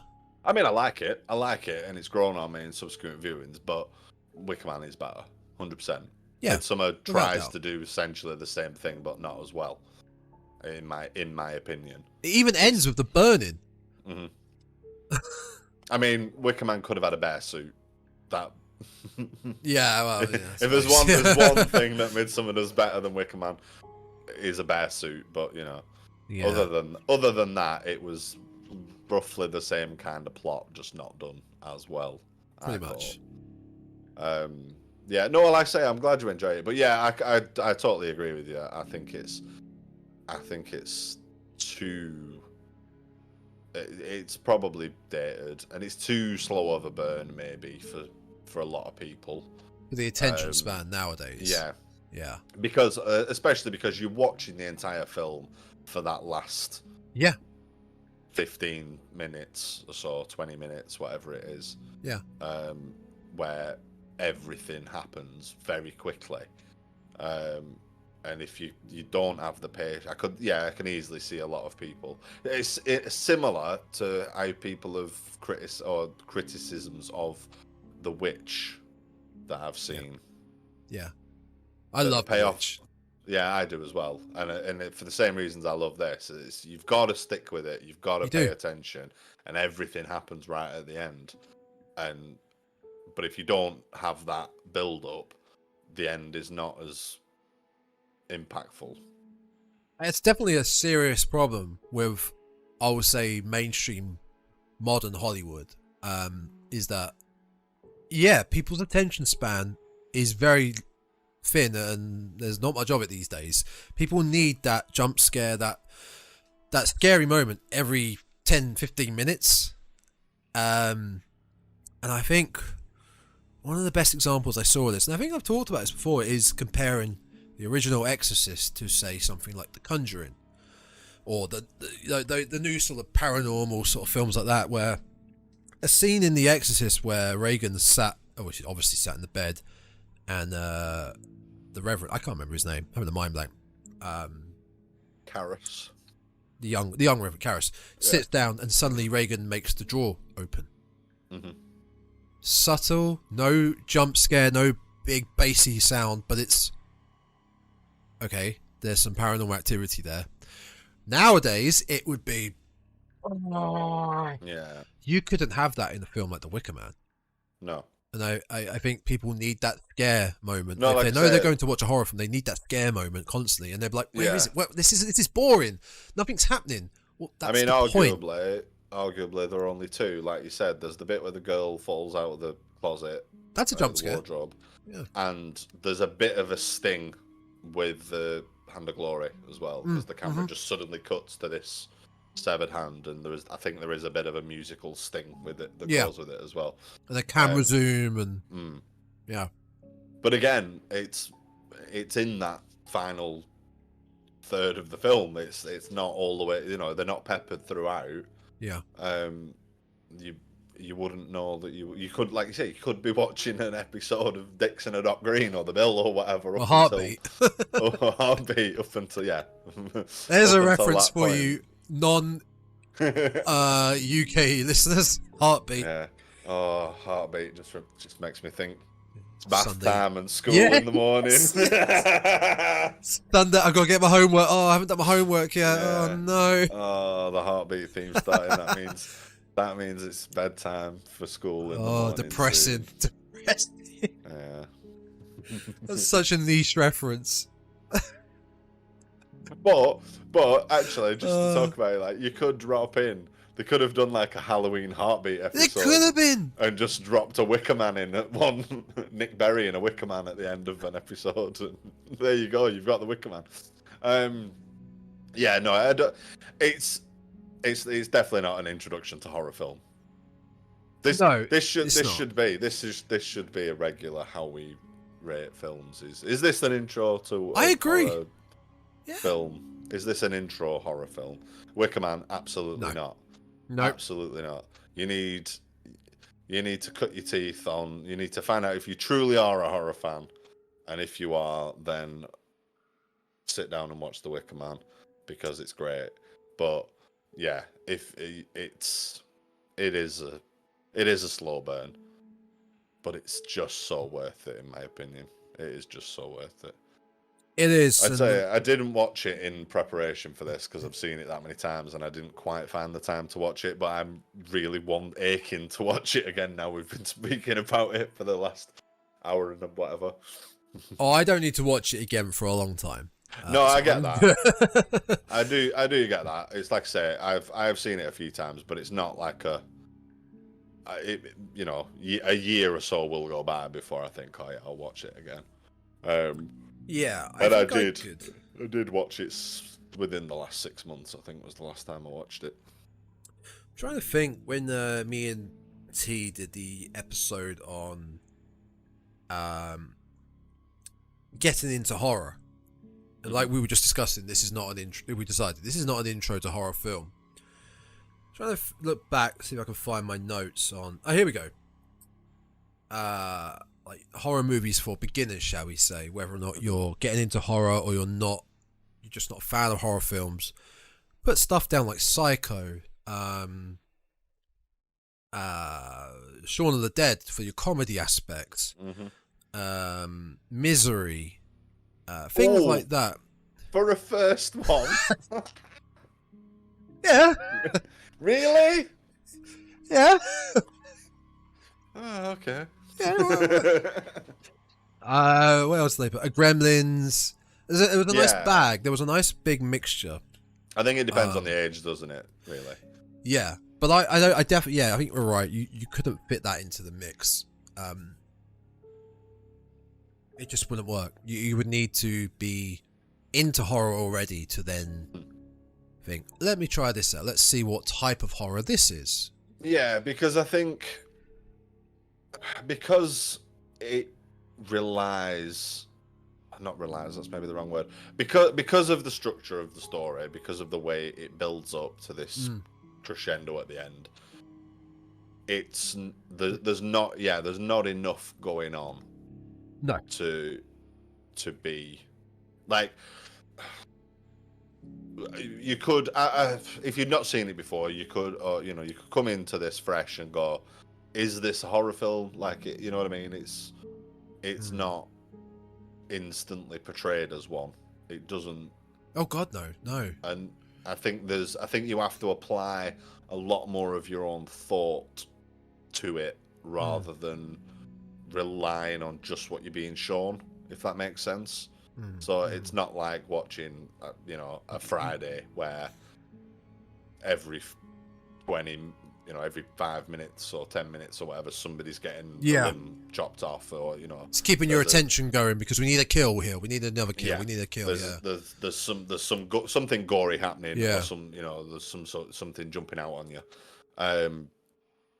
The Wicker Man needs a lot more of your attention to look for these little subtle nods to something not being quite right, or they're doing something slightly strange, or I think the audience has to apply a little bit more thought to what's going on to get more out of it. Yeah, you know what I mean? If you take it at purely face value, it's like, well, it's a cop running around and then he gets killed at the end. But if you invest in it a little bit more. Speaking of that, it's a cop running around for the most part. But if you were around at that point, it's 1973, and you were going to the theatre to watch The Wicker Man, this brand new British horror film, the movie posters feature the Wicker Man statue. And the artwork of it is very intimidating. It's like towering over. There's symbolism of fire and the sunset.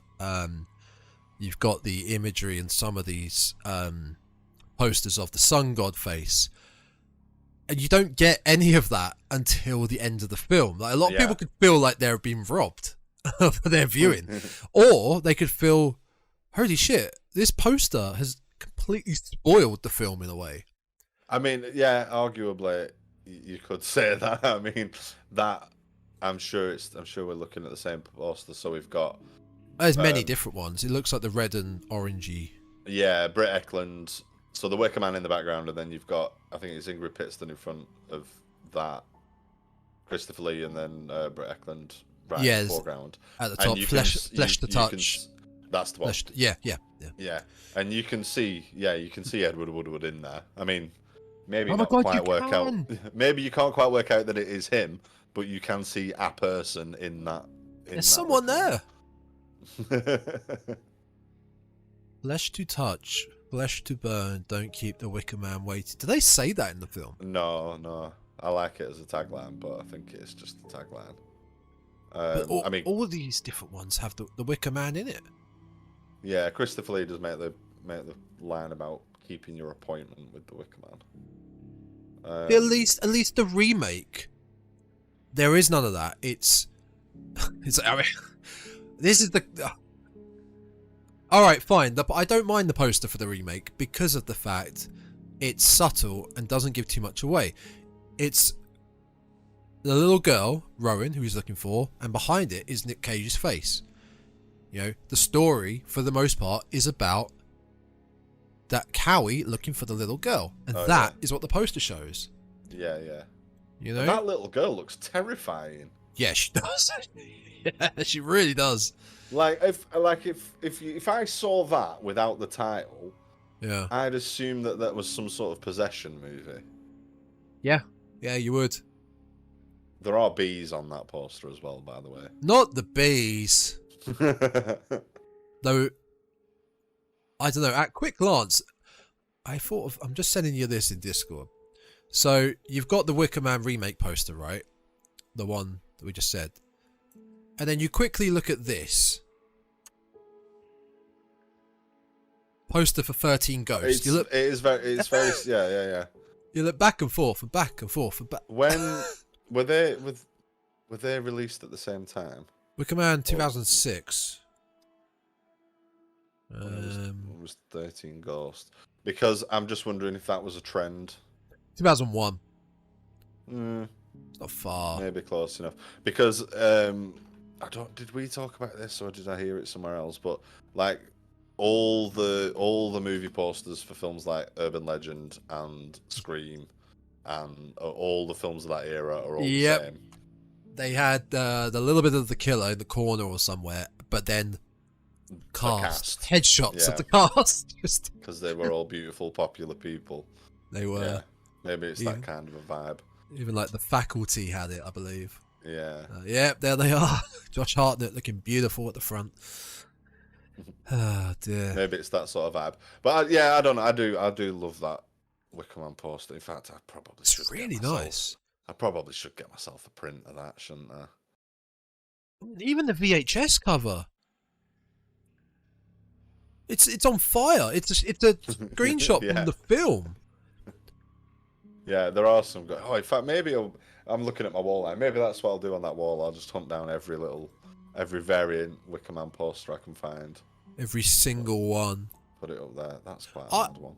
I think you'll need to drop all these into the video, by the way, so people can. Of course, I will. Talking about. I think this would have been much better. See, that is a good one. Yeah. It is a good one, and it does. Yeah, because you've got the sun face. Oh yeah, sorry folks. What I'm referring to is this. What he's describing. It's down in the corner. All the people, all the little people, the little silhouettes of people with. Well, you don't know if they're people, I guess. Don't know. Like animal heads. Yeah. I mean, that is just. This one's a good one because it's just basically. I'll save that for another time. But it's basically just naked Britt Eklund. With, I'll take that. With the Wicker Man in front of her. That obviously they were probably just posting that one up around certain parts of Soho. No, here we go. Here's my last one. This is the one I think is the best one. For what it could have been to sort of hide the mystery. I prefer that to the one I just sent you of the sun god and the silhouettes of the people behind it. That's nice. I mean, $2.98 as well. That's good. That's a good price. Yeah. It's a similar image. Yeah. Just slightly reversed, but yeah. Let's go back to actually the film. The film. Yeah. I am glad you enjoyed it. But I totally understand and I totally appreciate you wouldn't necessarily rush to watch it again, and it wouldn't necessarily be an intro film for other people. Yeah. But I think that's. I think that's possibly part of the genre of folk horror as a whole. I think it's something that you find later on and go, oh, I like this subgenre. It's like a sub-genre. Yeah, because a lot of it does rely on this sort of slow burn and little subtle nods and background things, and it's not. I don't think it's ever in your face. I think it is a little bit of a niche. Even Midsommar, you wouldn't say. Do you know? I like to be scared. I like to get into scary horror films. Midsommar is not a film to get someone in the mood for horror. I don't think that's a slow burn itself. And like you said with The Witch, I think you do have to have an appreciation and a patience for this sub genre. Yeah, 100%. Yeah, you just because Because they are so slow. And like I said, I think you need to apply yourself. I think you need to apply Definitely. yourself to watching them. It's not just something that you can sit on. That you can. It's not a one you're just going to throw on while you're only really half paying attention and looking at your phone. You need to give it your full attention. Certainly, the first couple of times you watch it, to pick up on the nuances and the subtlety. I mean, I think it's a bit of a cliche thing to say, but I think I do notice something different in The Wicker Man every time I watch it. That it not necessarily anything major, but it will just be a line that perhaps I've not.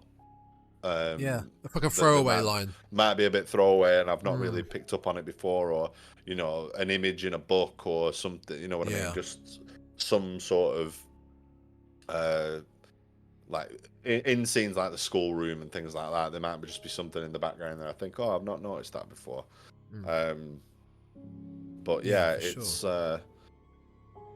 it's fantastic. I can never get bored. I'll never get bored of watching it ever. And I love that it's done. It's achieved the cult status that it's got, and it exists. It really has. Yeah. And permeates into other things. I mean, I'm a big fan of the League of Gentlemen and Reece Shearsmith and Mark Gatiss and the stuff that they have done. And there's an episode of Inside Number 9 from I think it was the last series. I think series 7, I think it is, called Mr. King, that has very strong Wicker Man vibes, which was very cool. So I like that it still pops up here and there. Yeah, like I said, I had never been spoiled on it. I had seen clips and imagery from it. I did assume there was more to it. I did assume it was more. I assumed there'd be more horror sprinkled throughout, but I didn't mind the slow burn again because I'm not being introduced to it. I appreciated it for what it was. Like I was expecting. You see the image of Christopher Lee, arms out with the Wicker Man behind him. That's one of the most famous shots in the film, which you type it in Google and that's one of the first things that comes up. I was kind of expecting they burn people in these Wicker Men. Like there's more. They make them up, they burn them, and then they move on. Like it's a serial thing. Like yeah. Rather than it being the focal point at the end of one, and it's for him. Which I think is scarier. It is, because you've been singled out. Yeah. This is just for you. We're not burning a group of people. You alone, and the goats and chickens. But regardless, it's a big scary feeling of isolation, like alone. You're fully alone, and then, which I talked about right at the beginning, leaving it to the viewer to think, what happens next? Do they get away with this? Because they burnt an outsider. They've killed an outsider rather than one of their own. I mean, well, let's follow it through. What would happen? Theoretically, what would happen? Somebody would go looking for him. Because he works for a police force. Is the police force didn't know full well where he was going? Yeah. He'll have had to log out the plane to say that he was taking that with him. Yeah. It's so there'd definitely be at least another officer, if not a team, going to investigate the disappearance of one of their own. But what would they find? Exactly. How could they prove they killed him? How could they prove any of it? Because it's not like, obviously the setting and the time period helps. There's no CCTV. There's nothing like that. You know what I mean?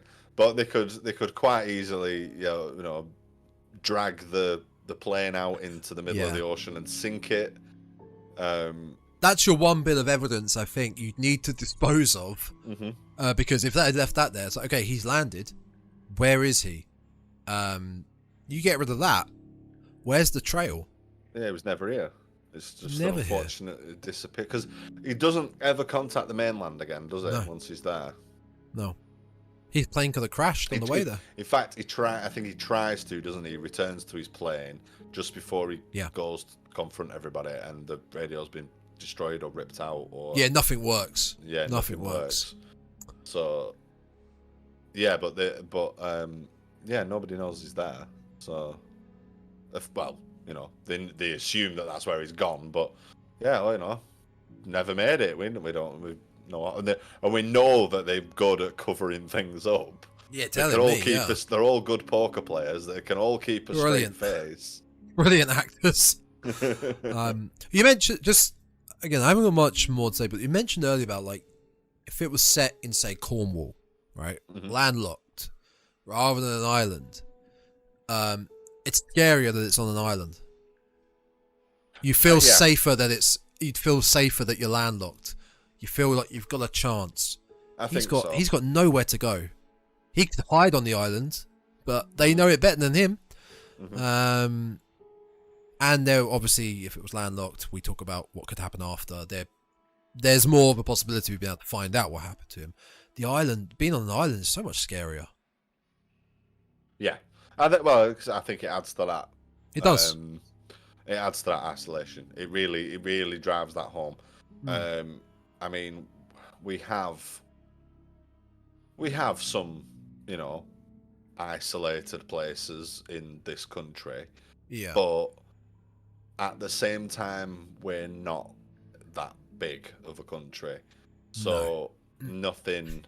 Like it's more believable it'd be more believable if it was a rural, isolated community in America, because Midwest or something. Yeah, you've got that country just generally has that scale and has that. You can believe that there would be these little isolated, Or think about something like Wolf Creek, in the middle of Australia, the middle of absolutely nowhere. That is terrifying, because you are so far away from any sort of civilization. Yeah. When it's England, I mean, you could go. I live down south, where it's a lot more populous than, say, where you are, up north. But I go to the New Forest, and I can still hear a road somewhere. Yeah. Somewhere. Even if you're alone. Yeah, even being in the middle of nowhere, you're still not that far from a road, or you're not that far from, even in the distance you can see the motorway or anything. There'll be something. But yeah, so I think putting it on an island does just adds to it. Yeah. Yeah. It easily just builds up that notion of isolation more, which perhaps would be lost. I'd love to try and track down a copy of the book that it is based on and give it a read. I did have a look for it not too long ago. Really that hard to find? I can't remember if it was. I wrote it off. I'd kind of mentally decided that I wasn't going to get a copy, and I can't remember whether it was just scarcity or. Like they don't exist, or there are a few copies out there, but we're talking, £100, or a like price, a first edition sort of thing. Just something that I can't quite justify splurging on just yet. It'll be in one of those old-timey bookshops where there's just mountains of random books, and it's just that little one there. Just pull that out like a Jenga piece, and there it is. It's worth hundreds, and it's just been there for God knows how long. Yeah, £995 on eBay. It's cheaper than £1,000. I mean, there's a cheaper one at £200 on eBay, but what a steal! That's a steal. I mean, even the Audible is £20. What? So yeah, but it's not real. It's not a physical thing. It's available on Audible for. Oh well, weirdly it says $7.99 there. Never mind. I just had a new Audible credit and I've spent it already. If I'd have known, I could have got it.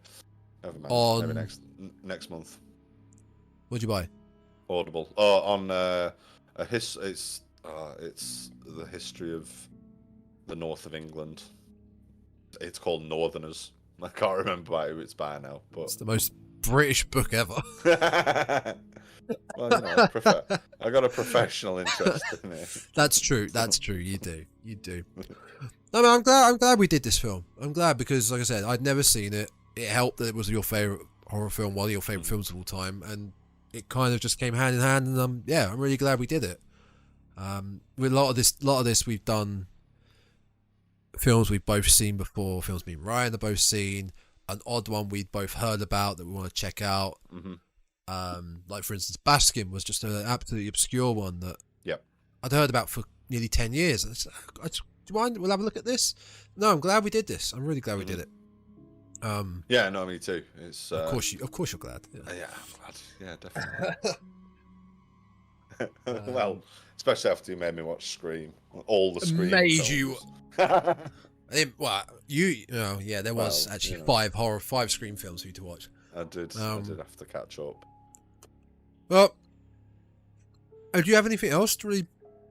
I can't. No, just to once again go and watch The Wicker Man. It's brilliant. No, like as we said, it's a simple story. Yeah. That leads to a big climax, and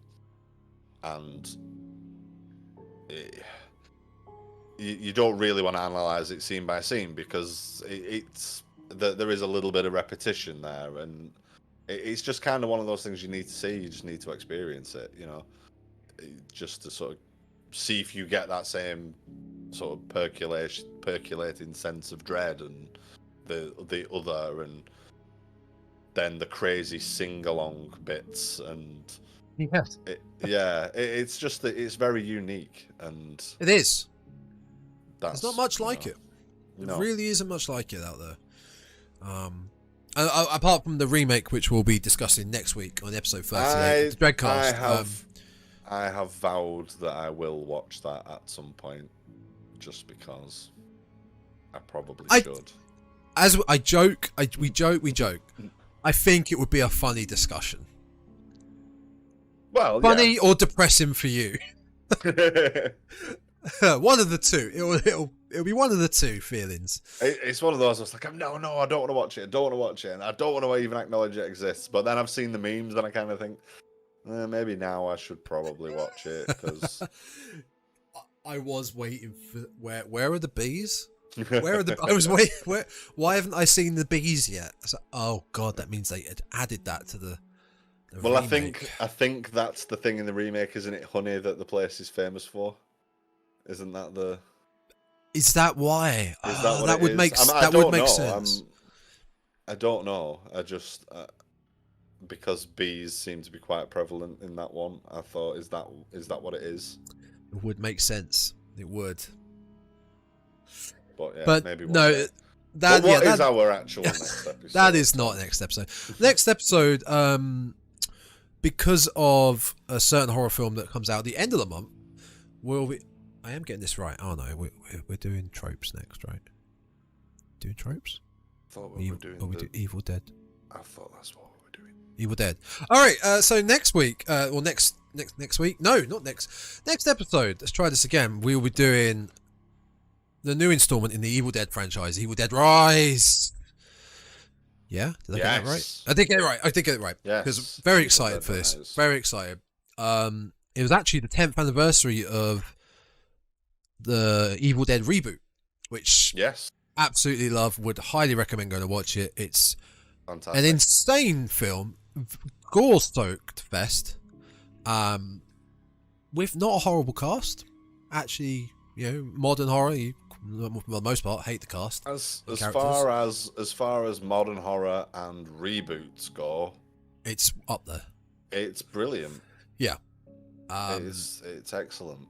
And I think that is what's leading us to really have a lot more excitement and hype built up for this next installment of Evil Dead Rise. So, yes, next episode we will be doing a nice little look at Evil Dead Rise. And then following that, to cap off April, have a nice little discussion.